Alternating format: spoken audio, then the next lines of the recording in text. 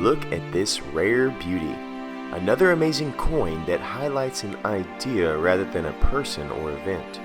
Find out today why this coin is one you should keep in mind when you buy silver, here on the Culture of Currency.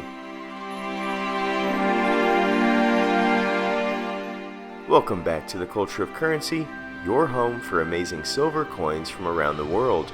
Today we find ourselves discussing this 2022 Terra coin from the island nation of Tokelau.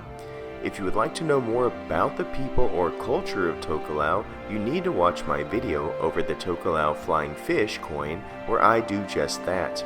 Today, however, we are tasked with diving into a symbiotic relationship or role between our planet and humanity, as well as placing this coin on our 60-point scale to see if it meets the elite status.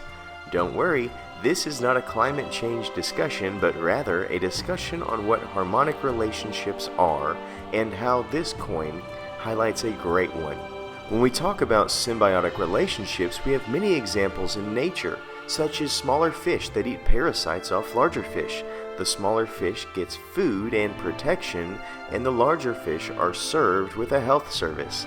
This coin talks about the idea of a symbiotic relationship between Earth and humanity. We see the Servame, Servabote inscription, which can translate to a couple of things because it's Latin. Those include things like serve, protect, or keep me, and I will serve, protect, or keep you. I do believe we get our root over the serve from serva, so I'm going to be most inclined to choose that translation, though our culture has provided it to be kind of out of date. Here's an idea of how this works. If you serve or service your car, it will in turn continue to serve you as a reliable way of movement.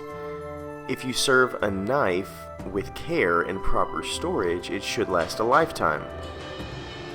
If you serve people you come in contact with in a manner that offers them the opportunity to improve, we would hope that we would be received in the same manner. You see, with these three examples, the non-human ones have a high likelihood of being consistently true, but the human one is only hope. No matter how we act, we are at the mercy of others' decisions to respond.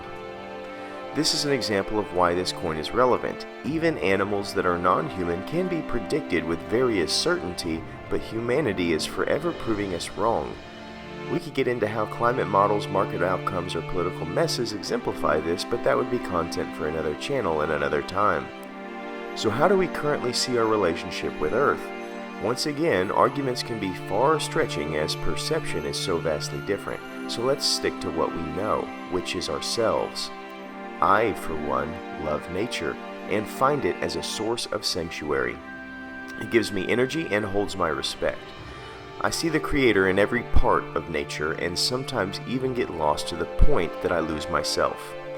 I find my relationship with nature is just like it should be with humanity. Two words sum it up: awareness and attention. I am aware of nature when I'm among it, and I'm intentional in my actions to respect it. This does not mean I am the recycling king and drive a Subaru with 500 bumper stickers about climate change. This means I maintain and love my garden. This means I love to tend to the trees that are in my domain. This means I nurture and care for wildlife and am in awe of the vastness of everything. I see this world as a gift to help me in my mortal dwelling, and as a gift, I need to serve it in my own way so that it will continue to bless me and my dominion and remind me of who I am and whose I am. I think that is the beauty of this coin, but I would honestly want to hear from you. What is your ideas on nature, and what is the most beautiful part of nature in your area of the world? Is it a forest you grew up in? Is it a bird of the air that visits your backyard? Please bless me with your answer in the comments. This symbiotic relationship is in my mind what this coin is all about. It is not a decree by a world organization, but rather a reminder that what we live on is living, and as such, we should consider its needs as well as our own. Now that we've covered the thesis of this coin, let's dive in and see where it sits on our 60-point scale. When we look at the front, once again we are met with an interesting tradition. The queen is not here, but on the reverse, which is an interesting idea. This is a beautiful and rather ornate front. There's a paisley texture to the land and many lines drawn from point to point around the border. This is another great coin from the Pressburg Mint, and this one probably has the most attractive idea in my opinion, but the design is least desirable of the set. I like it, but it is fairly busy for me to love it. The compass lines and land are all competing for real estate in a way that is a little bit unsettling. The setting words adorning this coin, Servame, Servabote, actually mean more to me than the design, which is a first. Overall, I love the idea and tolerate the design, so I give it a 7. On the reverse, we have the same idea on the border and rim, but are met with a different view as this one serves the Indo-Pacific. This means more water and lines and a continuation of paisley on the land. I actually love the image on the back more with the queen because the absence of visual noise around her actually balances this side quite well. This leads me to another first, which is the queen actually contributing to a higher score on a coin. I really enjoy this side as it seems much less busy. This side scores a 9.